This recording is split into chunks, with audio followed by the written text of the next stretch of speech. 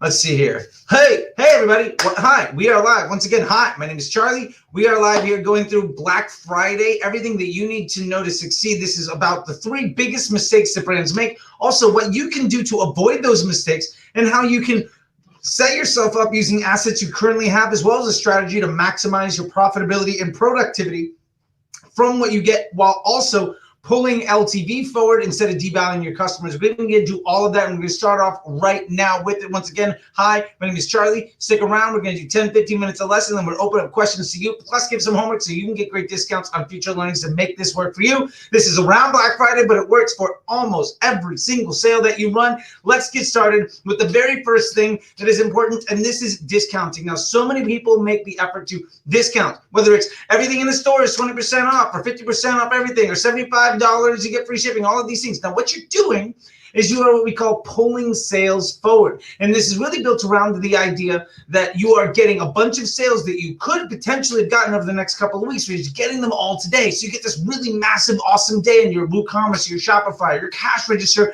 is overflowing. Now, you get that, and you also spend more to get it. So you have this massive revenue day. But what we see when we discount our products, discount our services to get a bunch of revenue today is the day after the sale, the week after the sale, we see tremendous revenue loss. Now, this happens across the board, whether you're running a $500 a day ad account, $100 a day ad account, or you're like me and you've been running $50,000, $1 million day ad accounts, or 7, 8, 9-figure brands. This is a thing that has been occurring for years, and it's not just on the online advertising. It also happens in the real world. Every time you run a sale, what you do is you pull sales forward. Now, the biggest thing to think about here is, yes, you're going to get a lot of customers today, but you're basically saying the sales I was going to make all week, I'm going to get today. But because I made a discount on it, I'm actually making less revenue on each of those sales. Now, you might make a few more sales. You can have the argument of, well, I'm getting more volume of sales, so it's perfectly fine that I'm doing that at a smaller revenue, and you're playing the volume game. And hey, look, there's a lot of value to that. The problem is that you're getting a higher volume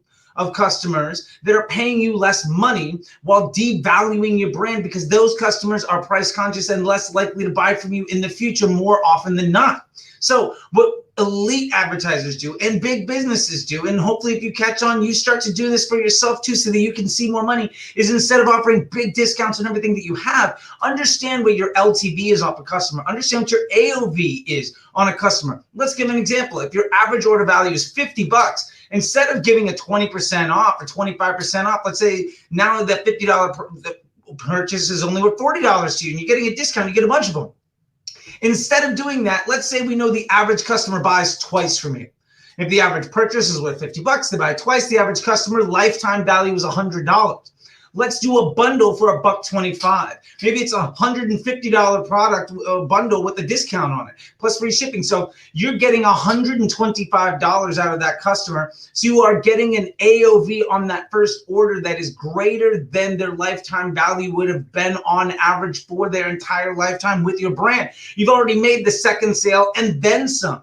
Now, yes, it's going to cost you more money to make that sale, but the added cost to get that second purchase for a higher AOV is not nearly linear. It might cost you 10, 20, 30% more to make over twice as much revenue on that sale. Plus, when you sell bundles of products, there's a psychological effect that occurs with the brand. Number one, I've spent more money with you, so I immediately have a higher emotional attachment with the brand. Plus, I'm getting more product from you. So it's not that I'm getting just the little thing. I'm getting the little thing plus this other thing plus this other thing. This comes from the world of infomercials. This is the but wait, there's more sale. This is 12 minutes into a 25-minute infomercial that you might see from brands like Guthrie Renker, which, by the way, I learned this from a vice president of Guthrie Renker who maximized down the entire infomercial stream down to the minute by market. And what we're really trying to do here is, instead of trying to compete with everybody else on the lowest cost, we're acquiring customers for as cheap as possible and then struggling to keep them on. What we're doing is we're going to try to increase our LTV of every single customer, putting more products into their hands, which means they're using our products for a longer period of time, and there's more of our products in their home. So they have a higher touch point with our brand. They pay us more money for that, and our revenue off of each individual sale is higher because the margin is greater. So what we're doing is we're creating higher quality customers that we have a greater relationship with over time, and we're increasing the lifetime value of any customer, because as soon as that customer who would have spent 50 bucks and might have spent $100, you get them for $1.25. When you get them to make one other $50 purchase, you've increased their LTV by nearly 200% right out of the gate. You've nearly doubled the value that they have for you as a brand, especially because you don't need to run sales or discounts to get them on that additional sale, because you haven't set the expectation that you are a lower value brand. You are a higher quality. You are a higher value brand. You are not a discount player. And I'll tell you this, if you are trying to run a lowest cost customer acquisition strategy where you are trying to be the cheapest thing in the market, you are getting the worst quality customers, and Jeff Bezos has already beaten you. Amazon has already won that entire business model. Amazon beat Walmart, and both of them have beat you. So you cannot win running that route. It devalues what you have to do as a brand. Plus, if I can get a customer to spend $125 and you're getting a customer to spend $40, you need to make 3 times as many sales to still make less money than me. And we can be running the exact same brand. You're running a 20% discount on a $50 product. I'm running a discount on a $150 bundle. Maybe I throw in free shipping, whatever else. The bottom line is I'm actually getting more money for every transaction. I'm acquiring higher quality customers. Now, what does this do downstream? It also makes my search results better because I have more intent buyers actually searching for my product. It makes my email open rates higher and my delivery with email better because those customers are higher quality. So I'm not getting nearly as many emails blocked, and my conversion rate on my website goes up because now the people that are coming to my website have a higher affinity with the brand. So I'm using a sale to pull forward brand loyalty and LTV while raising average order value. And ultimately what this does is, instead of having a sale basically give you all of your revenue for the next week at a lower profit margin, instead we're pulling a little bit of that stuff forward, but we're actually pulling the LTV from the next 3 months forward, and that person still might make a purchase because now they're in your cycle. So you're not sacrificing customer acquisition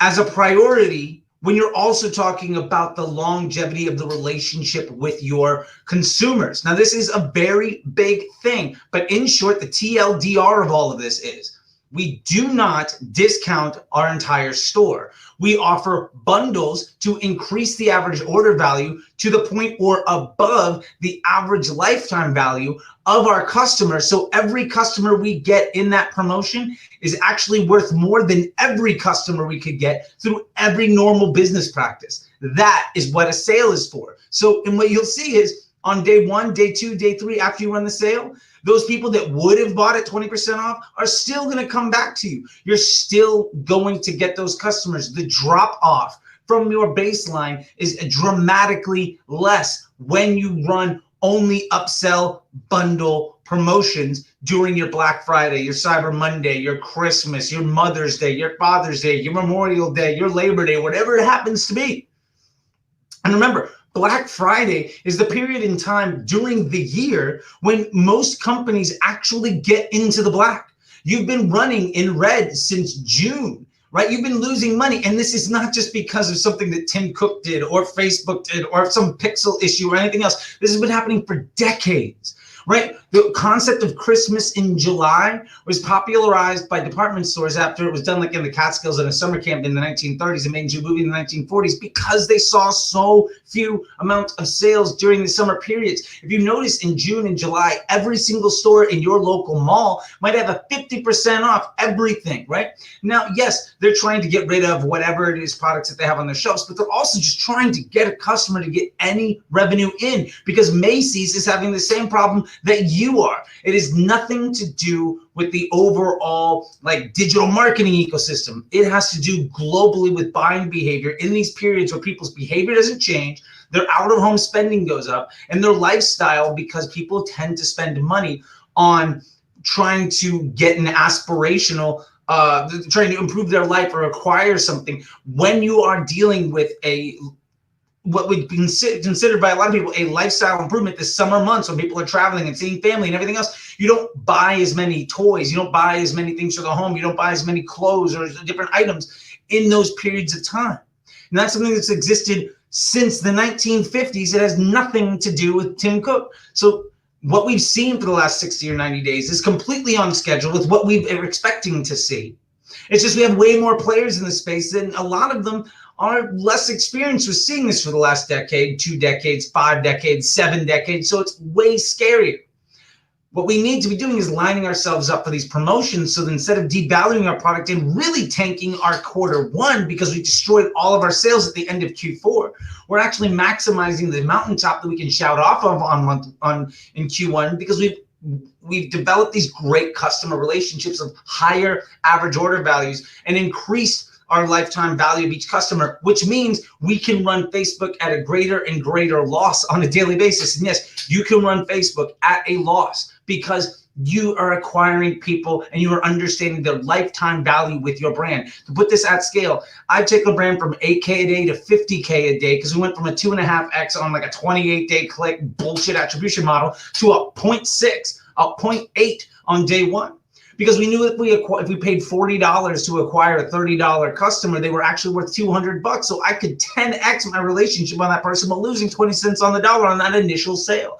That is how you scale a business. Second point of Black Friday is simply this: your CRM list. And I'm not just talking about email. I'm also talking about your customer service, your chat bots, your Facebook groups, your communities, right? All of these other things that you have at play.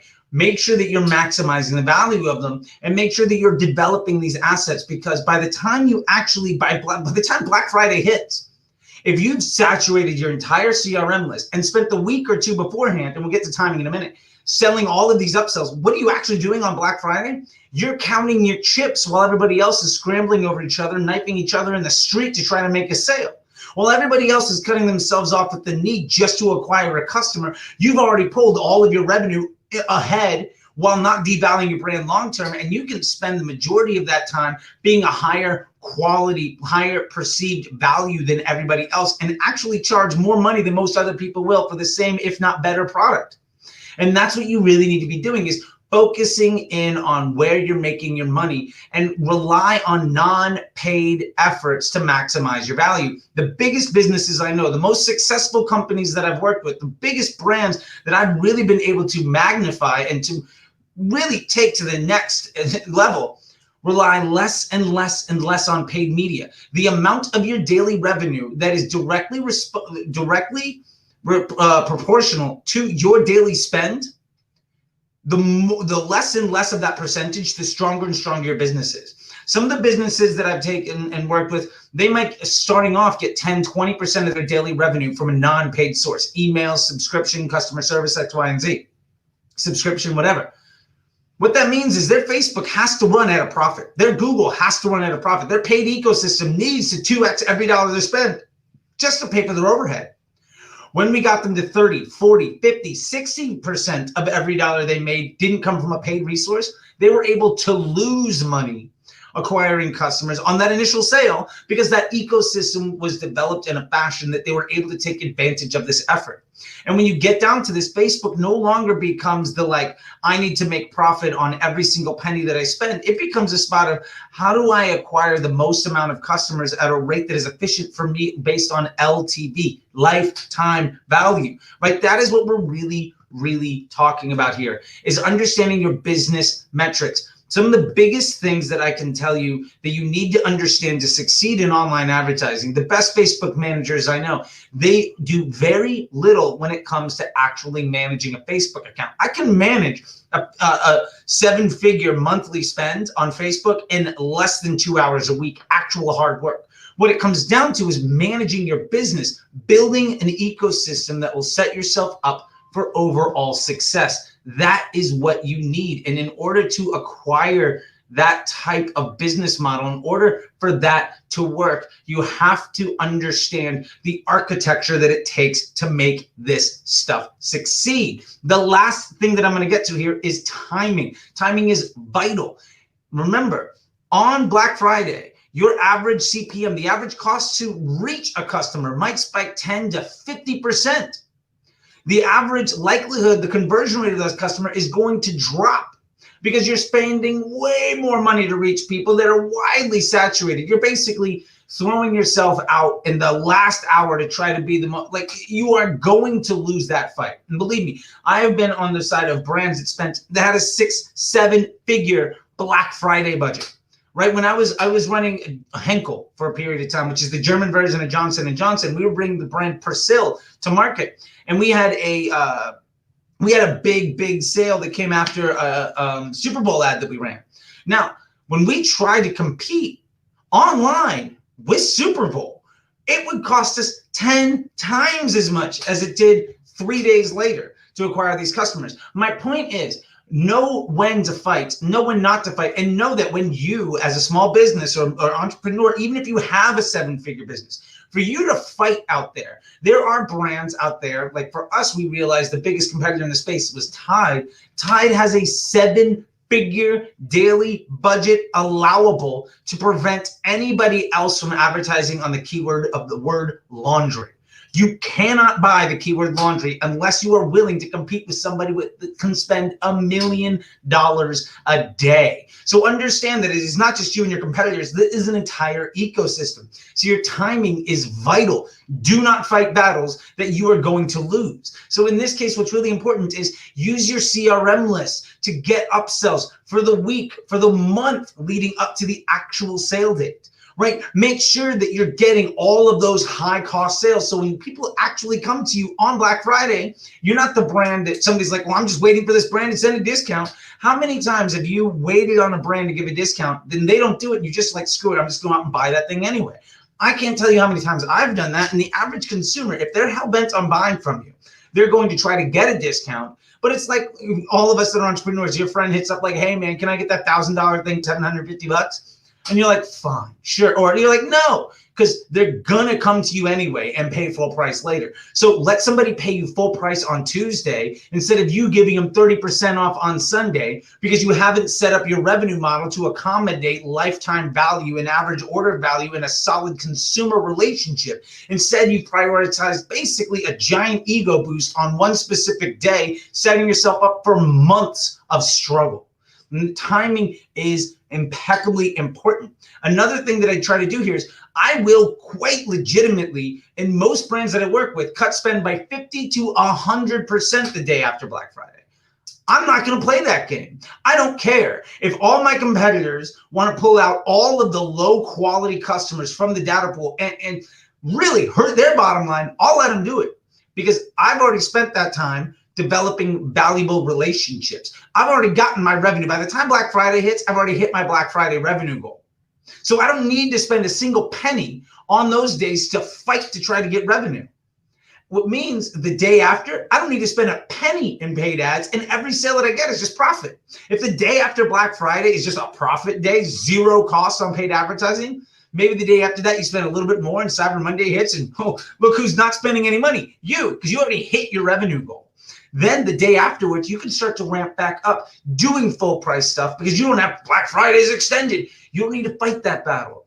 You can now start to reintroduce higher cost things and go after everybody who didn't buy from the other players because either the prices were never low enough for them to purchase or the offers were never good enough. And very few people have a product so innovative and a service so revolutionary, unique, that they're the first ones to market. The honest truth is if somebody's in the market for red trainers, you know, me, when I was running New Balance, for instance, we knew Nike could spend all the money in the world to try to make somebody super excited on Black Friday. We come in the Tuesday, 3 days later, and just say, hey, look, if you haven't bought them yet, we have them here. And if you want to get them plus something else, we'll give you free shipping. We're going to sell a shit ton of that bundle where you're still struggling as Nike to get more and more customers. Now, Nike's not hurting. They can put that investment to try to knock out other players. But the point here is the timing is tremendously valuable. And one of the strongest moves anybody in the paid ad space can do is tell you when to not spend money, because the least efficient way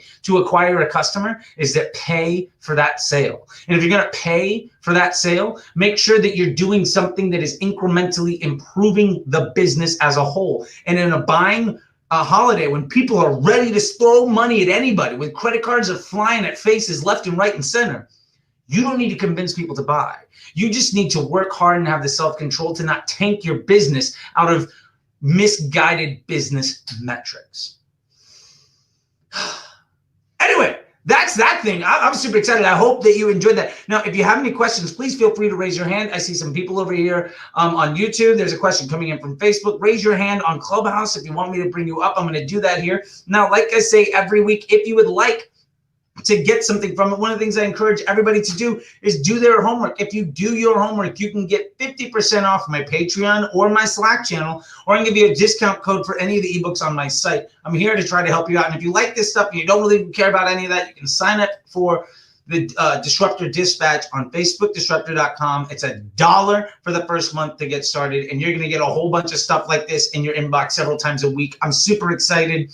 The feedback I'm getting on it already is massive, and knowing that Q3 and Q4 is a gold mine and you just got out of a bloodbath, having your information and your plan together for the next 60 and 90 days is fundamental for you to be in a happy place in January. Because my number one goal is for you to be in a happy place. I want you to see more success. I want you to have less stress. I want to put more money in your pocket while putting more time back into your day. And that is what this is all built around. Anyway, with that being said, please feel free to raise your hand on Clubhouse. I see questions coming in on YouTube and Facebook. We just lost T1 in the Clubhouse room. Trevor is so excited to at least have you in there. I'm going to be pinging you even though you're not in this room.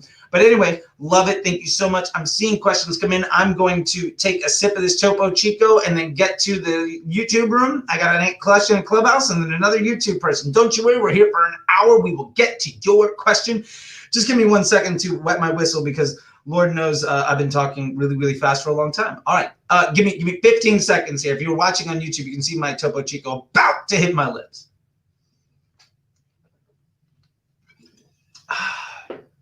Okay, first question. This one comes from Carousel. Hey, Carousel, I remember you from the last live we did, and I see you both. Two people on Clubhouse. Don't go away. We're gonna get to you. So Carousel says, in preparation for Black Friday in Q4, can you provide some suggestion on account farming, as business can't afford to get shut down by Facebook when everything is in compliance and WH. So what I can suggest to individuals is, I'm not quite sure what you're getting at. I think the question here really has to do with, do I have any advice on how you can get as many Facebook accounts or ad accounts as possible so that your business doesn't get shut down? What I would say is, first off, compliant businesses rarely ever get shut down. Now, as far as getting more Facebook ad accounts, there's nothing preventing you from starting a dozen of them. You can absolutely do that yourself. When your account gets shut down, it tends to be not just because, well, all my ads are compliant. It tends to be because of other issues. The three biggest issues that people have why their accounts are getting shut down. Number one is that there is something within 2 clicks after somebody clicks on your Facebook ad that isn't compliant. It's not just the ad, it's not just the product, it's not just the landing page. It's if anything on your site that somebody can get to within 2 clicks is not compliant, you are very likely to get shut down because any of that is something Facebook will hold against you. Number 2 is if you are not using completely owned assets. For instance, if you're using images or videos that some of your competitors might be using, or some other drop shipper, for instance, might be using, if they get shut down, Facebook knows that that image or video, whatever, is being used by other folks. And because you are using a red flagged asset, you are likely to be red flagged by default, and you're going to have to fight to get your way back in. If you want to stay in the game for as long as possible with these account shutdowns, the number one way of doing things that I suggest to everybody, 1, for differentiation, and 2, for security, is get the product that you're selling. Get one of them and make all of your own assets. You can recreate the images, you can recreate the videos, you can do whatever you want. But if you are using a widely available asset as something for your ad, and then anybody in the world using that asset gets shut down, it is very likely that everybody using that asset, whether they're above board or not, will get shut down. So That's a big point. To recap here real quick, number one is it's not just the ad, it's not just the landing page, it's anywhere somebody can get within 2 clicks after clicking on the ad. So basically they see Facebook, they click. Within 3 total clicks of being on Facebook, if they're on a page that is not compliant, if Facebook can get there on their own, then you are likely in violation of terms and services. That's going to get you shut down. Number 2, if the assets that you are using for your ads are non-compliant, and if anybody in the world uses the same asset or something extremely similar and they get shut down, you are also very likely to get shut down too. Fruit of the poisonous tree. Number 3, one of the biggest issues that I see people having, especially in these spots, is that they're not a verified or a confirmed advertiser. And one of the things I highly recommend is go to Facebook and apply to be allowed to run the highest level of advertising. Now, in Facebook world, the highest level of advertising that you can acquire is somebody that can run political ads. You're going to have to show your ID. You're going to have to prove that you're a real person. You're going to basically have to be verified as a marketer. If you are verified, the likelihood of your accounts getting shut down drops dramatically. Honestly, I can think of maybe 3 instances in the last 5 years where a verified advertiser had a completely compliant website and all of their own assets and lost their ad account. Almost everybody I know that's getting their ad account shut down is violating one of these 3 things. So I highly, highly recommend you get that done. It takes no money. It takes a little bit of time. But if you want to make sure that you're not getting shut down, probably the best bet is to make sure that Facebook knows who you are and that you are above board when it comes to all of the terms and services. Okay, I have a question here, and Emily, I know that you had your hand raised, so raise your hand again, and I'll get back to you here in a minute. This comes from JC. Buddy, I'm going to let you come to the stage, introduce yourself, and then let me know how I can help. Also, TADM123, I see you on YouTube. I see your question. We're going to get to you in just a second. Okay, what's going on here? Bring it to the stage. Is this happening? You're a speaker now. Let me make sure that this is turned up. Can I hear you? Can you hear me? Yep. All right. Hey, JC, introduce yourself. Let me know how I can help you see some success today. Hey, Charlie. Yeah, I was a little bit late, but I just got on here when you were talking about the Black Friday sale and all that. Sure. But anyway, I'm JC. I'm a baker. I have an artisan bakery where it's me and my sister in a very small town in the Philippines. And I've been running Facebook ads for maybe 8 months, so maybe a year consistently. But the problem is we're very small. We have a nano budget, but I run weekly just in time for my bakes. So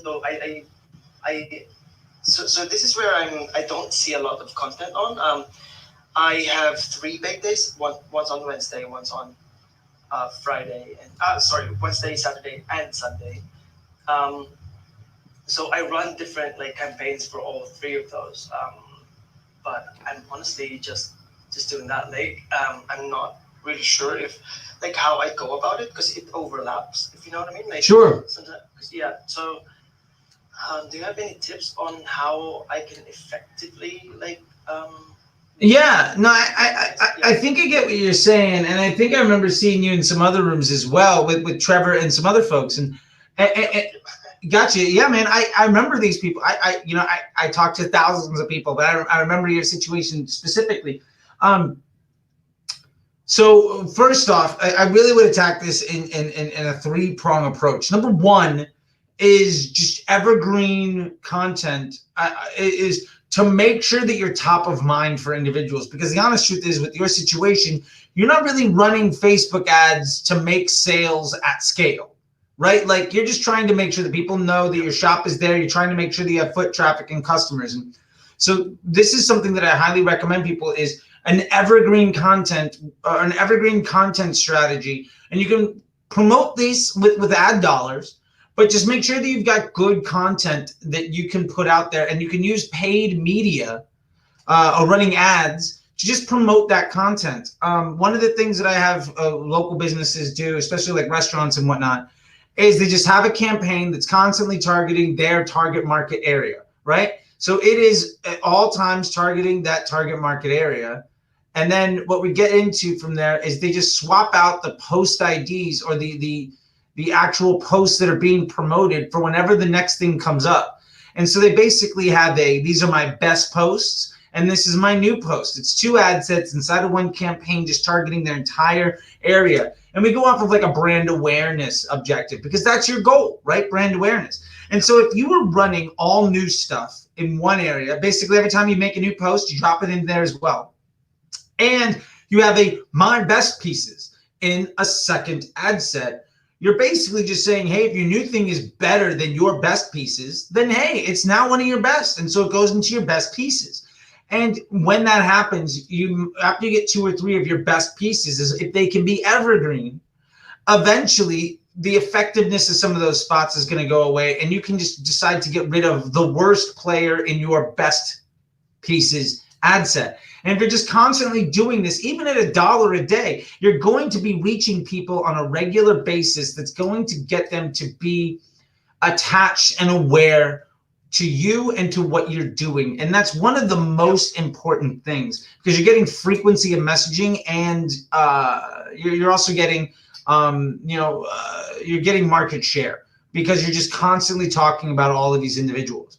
Now, the second thing that I would recommend here is to get into in a non-paid media effort, really get into market research. And for this stuff, what I recommend to a lot of people is to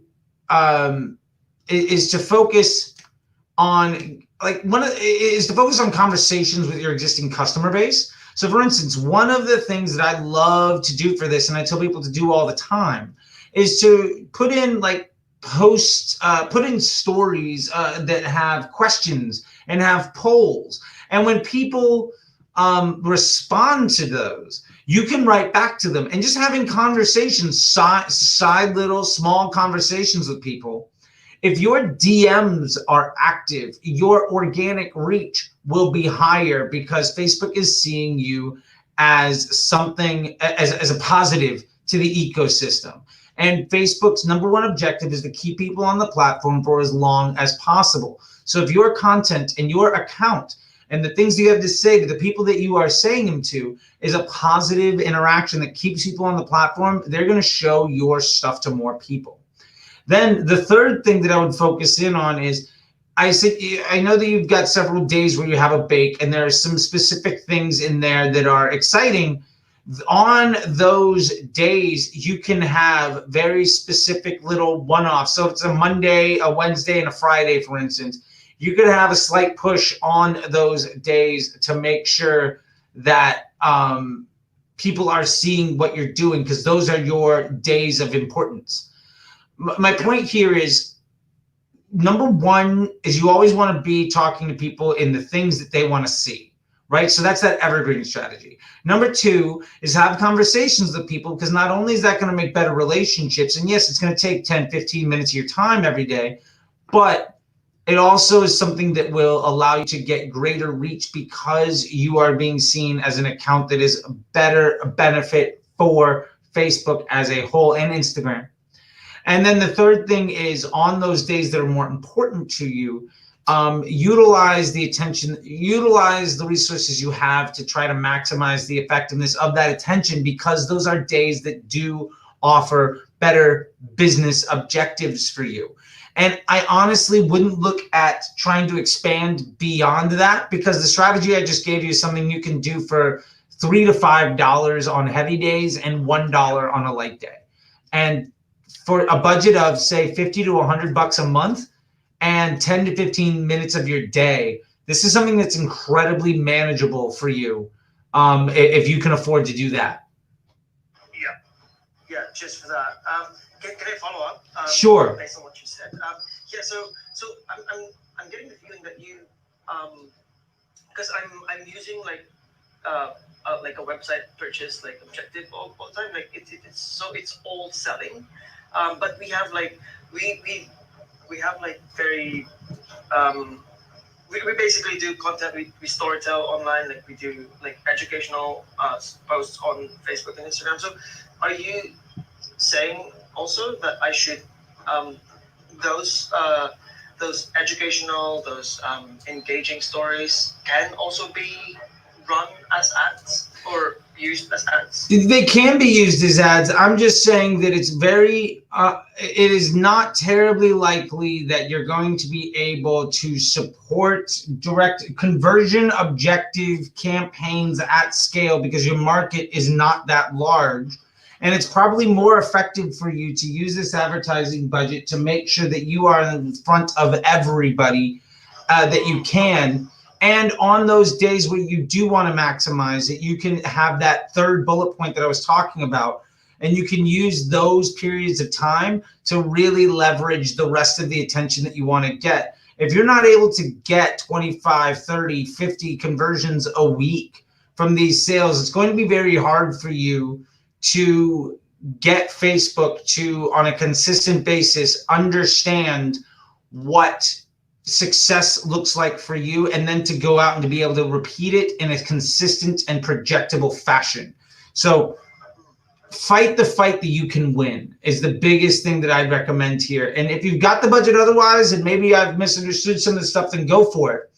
But, and having talked with you for a while, especially for smaller businesses, especially local businesses, there's a ton of opportunity in your backyard that could be what you take advantage of so that you have the profit margin and the revenue to start going bigger. And it's a lot easier to have personal relationships with people that can see you in person. And so those are the big things that I would really try to focus in on right away.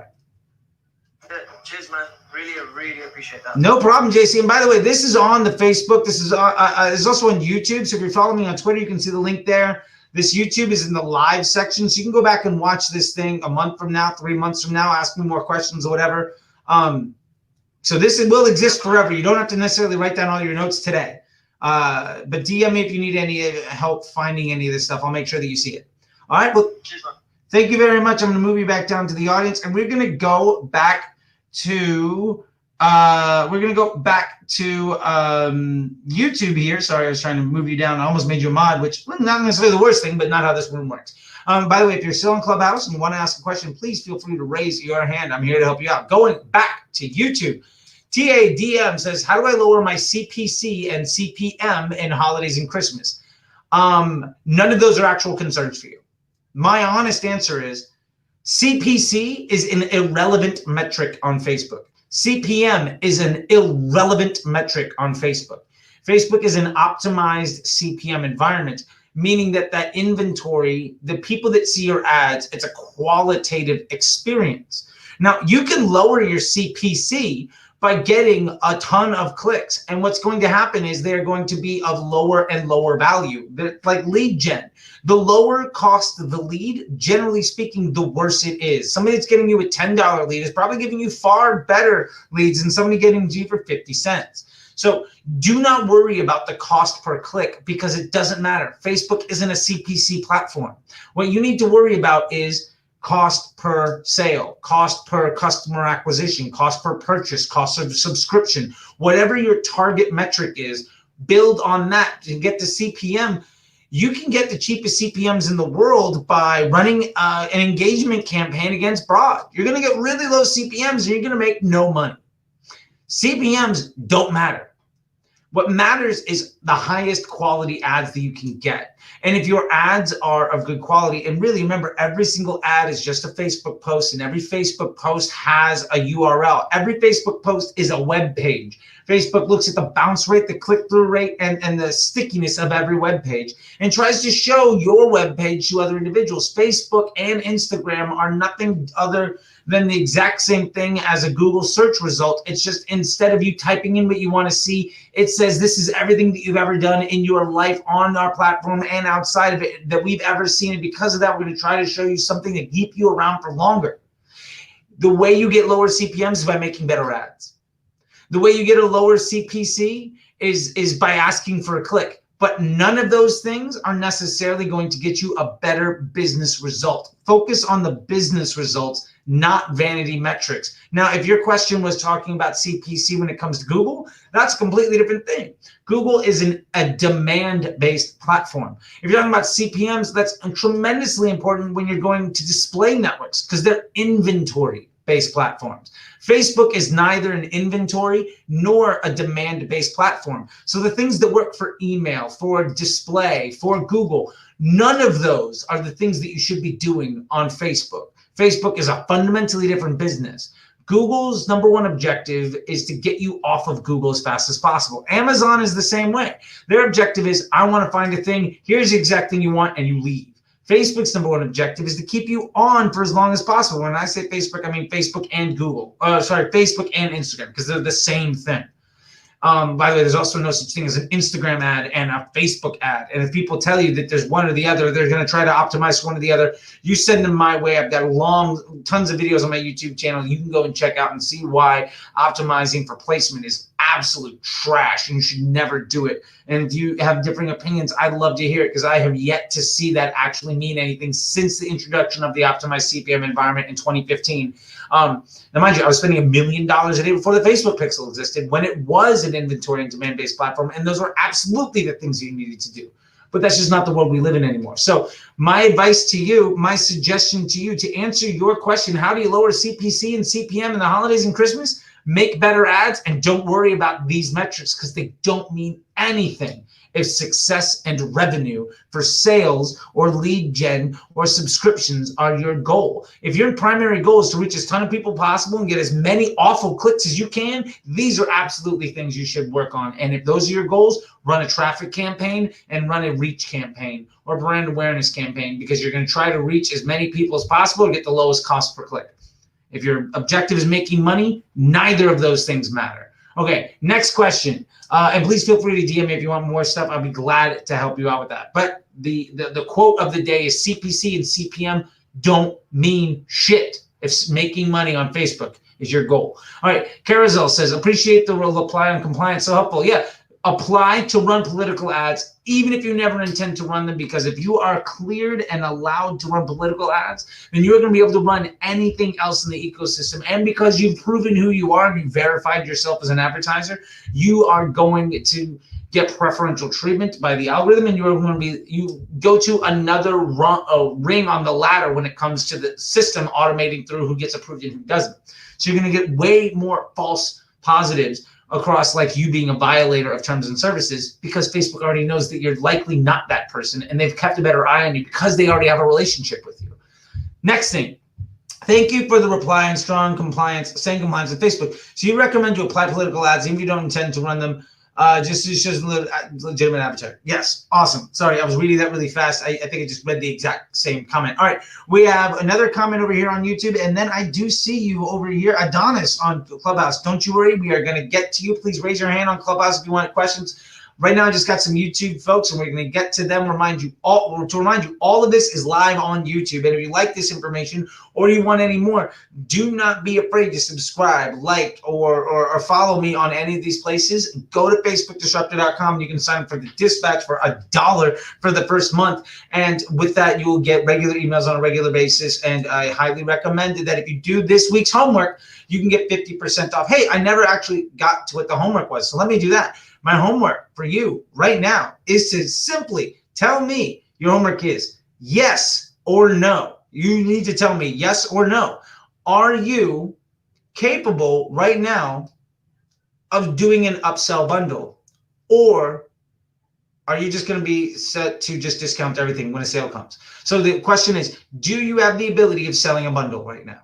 Can you upsell your customers? It's a yes or a no question. DM me with either one of those. You get 50% off the Slack, 50% off the Patreon, or a discount on anything on my site. Let me know. I'll gladly give you 20% off anything on the site, even up to the course. And that's like a couple $1,000s. So you can save hundreds of dollars by literally writing the word no into my DMs. That's a pretty decent sale. All right, anyway, back to YouTube.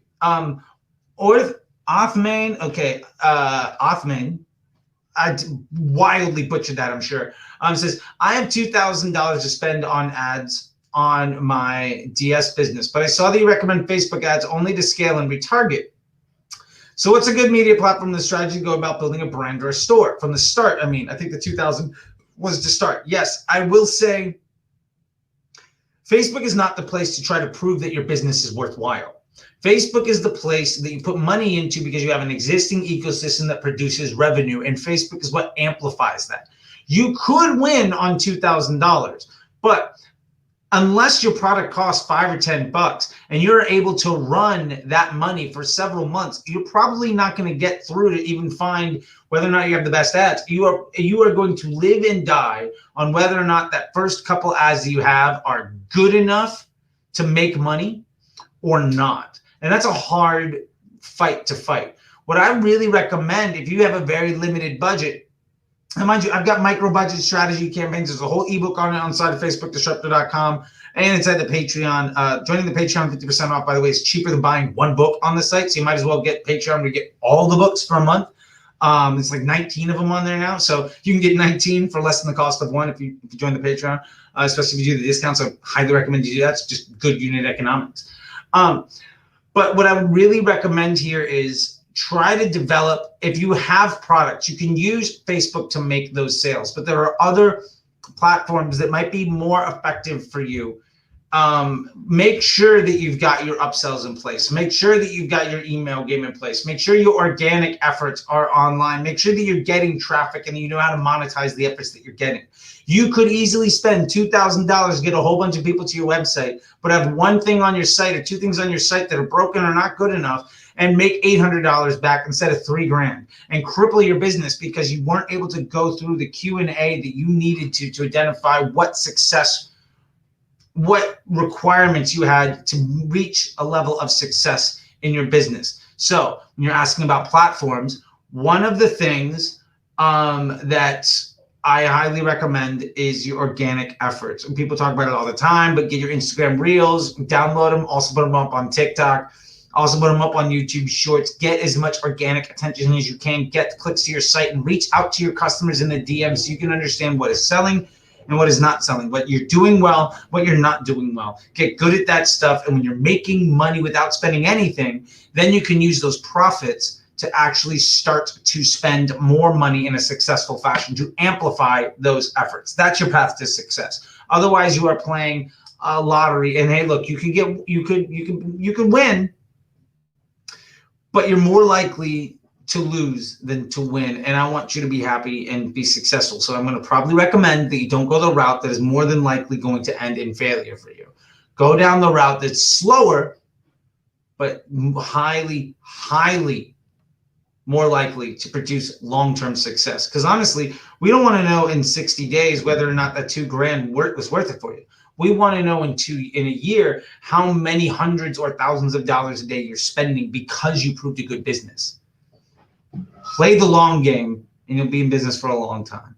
That is one of the biggest pieces of advice I can give to you. And I hope you take it in because it is fundamental to your success. Don't worry, Adonis. I see you there. I got 2 more things over on YouTube and I'm coming back to you. Carousel says, can I use a landing page to advertise on Facebook without a website if the landing page is matching and aligning with the ad? Well, any landing page is a website. So yeah, if you have a landing page, start sending traffic to it. You don't have to have a massive store or anything. I've seen websites make a ton of money that were literally just a landing page that says like, here's a product, and then you hit the buy and it takes you to a shopping cart and then you're out the door. Like, you can absolutely do that. 100%. Don't feel like you need something very elaborate to see success. I would actually encourage you to be as simple as possible. Simple is easy. Complicated is tough to manage and rarely nearly pays off in profit. Last thing over here, and then I'm getting to you, Adonis, and anybody else on Clubhouse, if you want to raise your hand, we got about another 10 minutes or so. TADM says, when testing creatives, A/B testing, what event do you use? Purchase, view content? I know ideally be purchased, but my budget is very low to get statistically significant results with it. My recommendation to you is always optimize towards the event that you can afford to run at scale.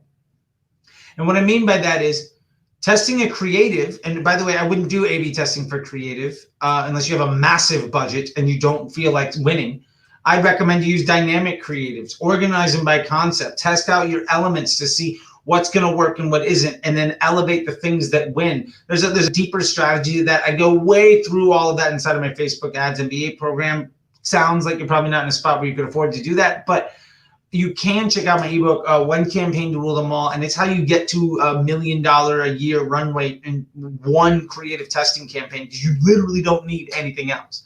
So my point here is run dynamic creatives, optimize towards an event where you can get 7 to 10 of the whatever that is on a daily basis. Optimally, that would be, if you can't afford to drive at least 5 of those on a daily basis, and you're not seeing that consistent optimization event, whether it's purchases, add to carts, your contents, whatever. If you can't get 5 to 10 a day, you're never going to be able to give the system enough information to understand what success looks like and to be able to deliver that to you on a consistent basis. So you're never going to leave the learning phase. You're rarely ever going to have consistent results, and your ads are going to look really good some days and really shit the other days. And it has nothing to do with the fact that Facebook is unstable. It has nothing to do with ad fatigue or any of these other excuses that people throw out because they don't understand how Facebook works. It's because you were never able to give the machine learning platform enough data to succeed. And that's what we really need to understand. At its core, Facebook is a machine learning platform. Every penny you spend on Facebook in a machine learning platform should be to teach it. It learns, you should teach it. It learns from you whether you're trying to teach it or not, right? It's like a child or a dog. It will learn from your behavior whether you intend to teach it or not. So make sure that every effort that you are spending is there to try to ultimately deliver scalable, stable results. If you can afford, say, you can drive 10 add to carts, 15 add to carts on a daily basis, but a purchase maybe 1 or 2, go to the add to cart. It's not optimal, but it's something that you can get on a pretty consistent basis. And if you can get a whole bunch of add to carts every single day, then you've got enough traffic to go back to your site and try to make sure that your landing page is optimized and your upsells are optimized and your flow is good. Once you get enough revenue there for things to start really working for you, well, then you're going to be able to go back to spending more money inside the system. So you're going to get to a place where you are going to be able to spend more money and actually drive more conversions and get from that add to cart to that purchase and really scale your business. So what we need to do is remember what our business objectives are. What disciplines are we training the system to get good at? And if we can drive them at scale to deliver consistent results, if you have consistency and you have volume, you have the opportunity to improve. If you don't have consistency, you don't have volume, and you can't measure it, you're never going to be able to meaningfully improve it. And if you can't get to meaningfully improving it, then it is not worth your time to try to start testing. So pick an event that you can spend at meaningfully and work around improving your efficiency. And I would highly, highly recommend you use dynamic creative in this space. That is the ad type of choice for every elite advertiser I know that's really trying to make this stuff work. Post IDs are a luxury for people that have already gone through dynamic creative. That is what the top end advertisers are doing, and there's no reason you couldn't do that either. All right, we're going back to Clubhouse here. See, Adonis, you're here. Adonis, I'm going to try to bring you up to the stage. Let's see. Come on, Clubhouse. You can do it. You can do it. Oh, is it bringing you up? Come on. All right, there you go. All right, my man, if you don't mind introducing yourself and then letting me know how I can help you see more success. Adonis, you there? Yes, thank you, Charlie. Hey. It's amazing. Hey. How can I help you? How are you? I'm doing good, man. I'm doing good. Yes, Charlie, it's amazing to have this discussion and be part of one of your trainees today. It's amazing. It's a blessing. I'm from Uganda. I'm a refugee. I have a non-profit organization. I have a question that I would like to ask you. Sure. I have a non-profit organization. Yes, it's a startup. Though, still we are really under and not even one of the trainees. We also jump on Facebook and do something without knowing where we are going, where we come from. So from your training, from your teaching now, it's like I am standing in the road. I don't know where to go and we're coming back. Well, I've started the journey yet. Can you imagine? So it's amazing. But I have first question.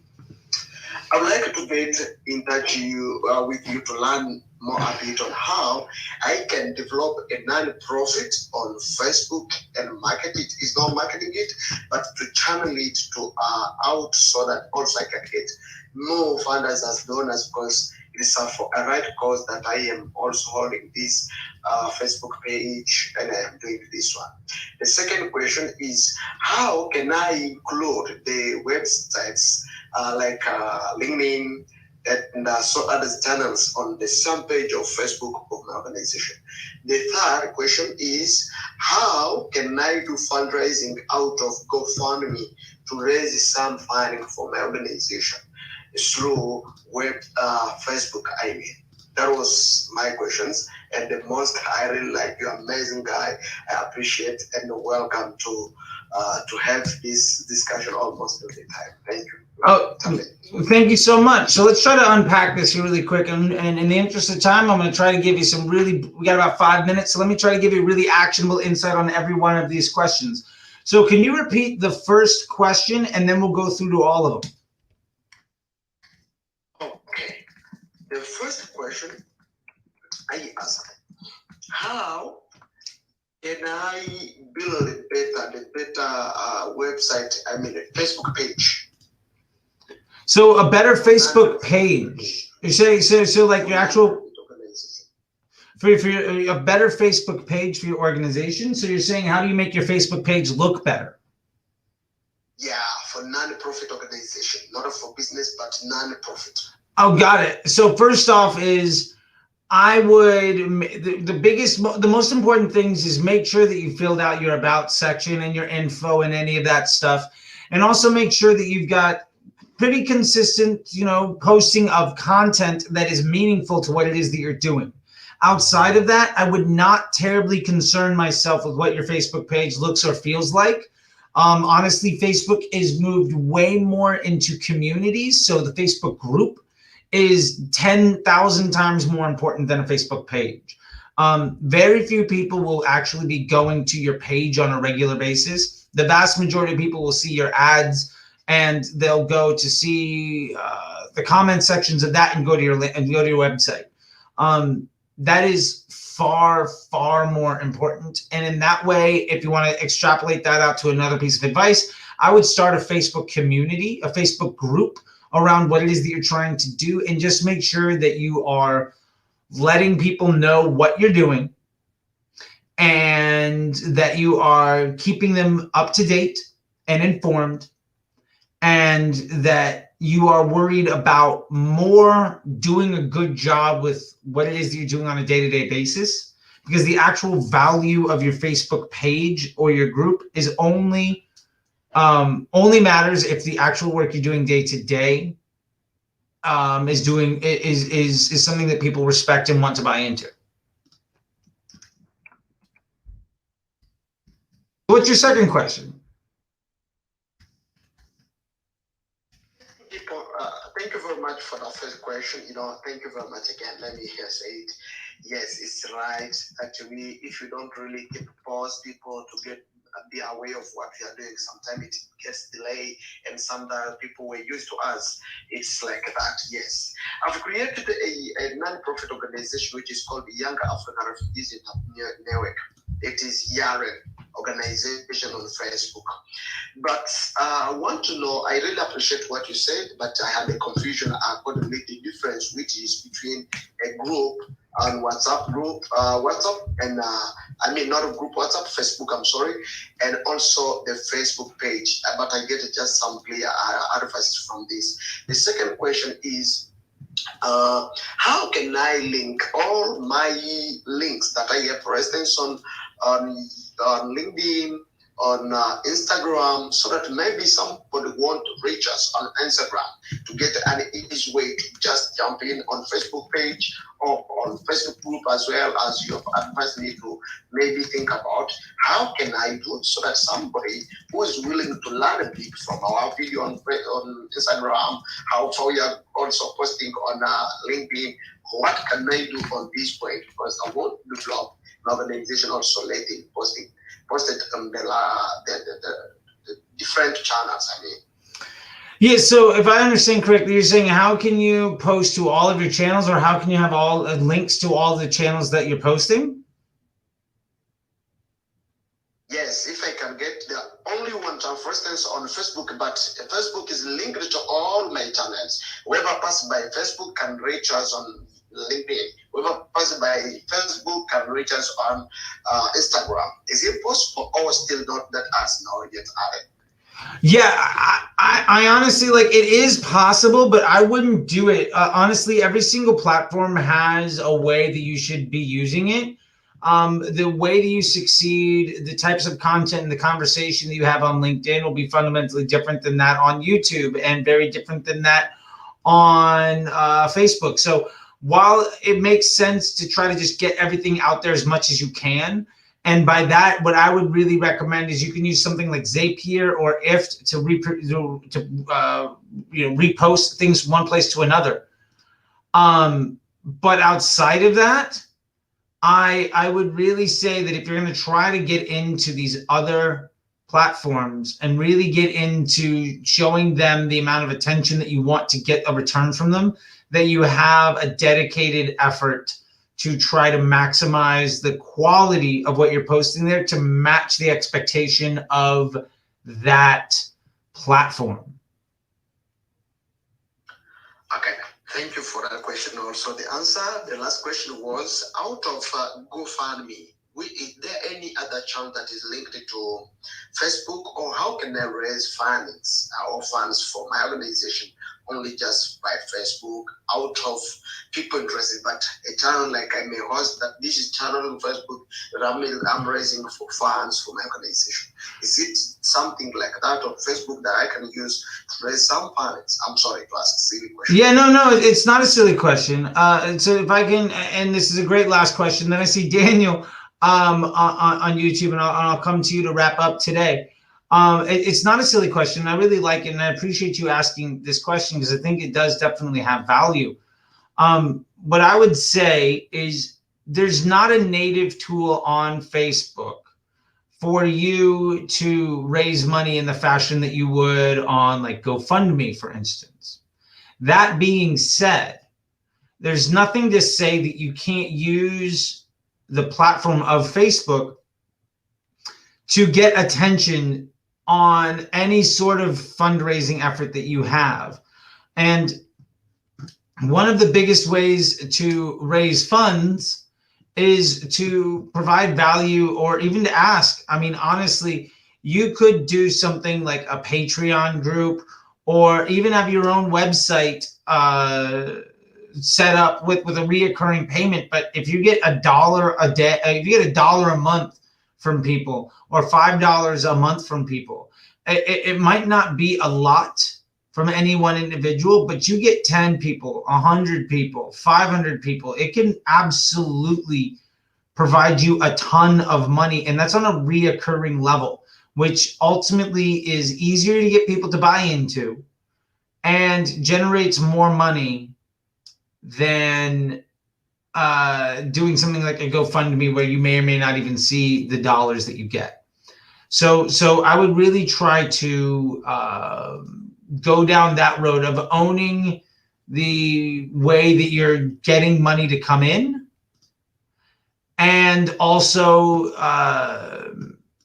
trying to maximize, get something that when you're getting money coming in from people, do it in a way that it is easy for them to give it to you, that it doesn't require a very large investment, and that it occurs over and over again. And that's generally a subscription model, and that subscription model could be as easy as a Patreon, where or something on your website where somebody can donate $1 a month. And that's a really great way to try to do it. And if what you're doing is providing value, then all you have to do is prove that that's what you're doing. And it won't be terribly difficult for you to get some money from some people. And it's not going to be tens of thousands of dollars on day one. But if you do that for a long period of time, you're going to see that dollar amount continue to rise. And that's ultimately what you're trying to get to. So that would be what I would recommend in this situation, because I think Yeah, like you can go the GoFundMe route, but it'd be a lot easier to get, 15 people to pay you $50 or $10 a month than it is to try to get them all to pay you a giant sum of money up front one time. That reoccurring revenue is what a lot of people rely upon, and most charities will ask for like $10 a month, and if they get 1,000 people, that's 10 grand a month. That's a massive amount of money, and you can do a lot of good with that. Anyway, I hope that that's helpful. We're running over here, and I've got one other question, so please feel free to DM me on any of the platforms. You can see all my socials, and I'd love to be able to help you out further with this, and make sure that you're getting as much as you can out of all of this as possible. I really appreciate your questions, Adonis. I have to move you back down, but please feel free to follow me and DM me. Thank you very much. Charlie, thank you very much. What I will do only the most, I will follow you wherever it's possible to learn more, because still there, it's a journey, and I thank you for a lot. Maybe other colleagues in this room can look on my bio and bring on some advices I'm ready to receive and keep them and try to put in action. I will implement. Thank you, Charlie. I will just MD you whatever it's possible. Awesome. Great. Thank you, Adonis. I appreciate it. I'm going to move you back down, and we're going to go to the last person of the day here. Daniel says, do you have any people within the Facebook ads community that you look up or respect? What do you think of people like Depeche or Tim Bird? Thanks. I will say that a lot of the people that run long-standing reputable Facebook groups have banned me personally from their Facebook groups. I have been bad for business for people who either don't know what they're talking about or give bad advice and are liabilities to people's happiness and success. Primarily because I've made a specific effort for years to try to improve the happiness of individuals, so help them see more success and see less stress and put more money in their pocket while putting more time into their day. With that being said, a lot of the Facebook communities that people talk about are ones I'm no longer around to be in. And I will say this, I am not currently in either Depeche's or Tim Bird's Facebook groups. So I won't say too much outside of things other than that's kind of where I'm at. I will also say this, that I don't think that I'm the end all be all greatest person in the world at this thing. There are plenty of very valuable people to listen to. The majority of the people that I know that are extremely good at this don't teach because they're very successful in other ways. I have found massive success in doing the other things. And for me, teaching is something that I find a lot of value from personally. I haven't charged any of you guys to be here for any of this. And if you do want more help, there is opportunities. And yes, I do make some money from that. I'm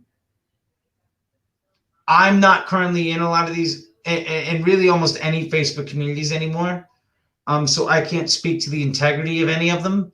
I will say that a lot of them that lack integrity don't allow me to be a member. And I'm not currently a member of either of the two that you mentioned. So I will say it like that.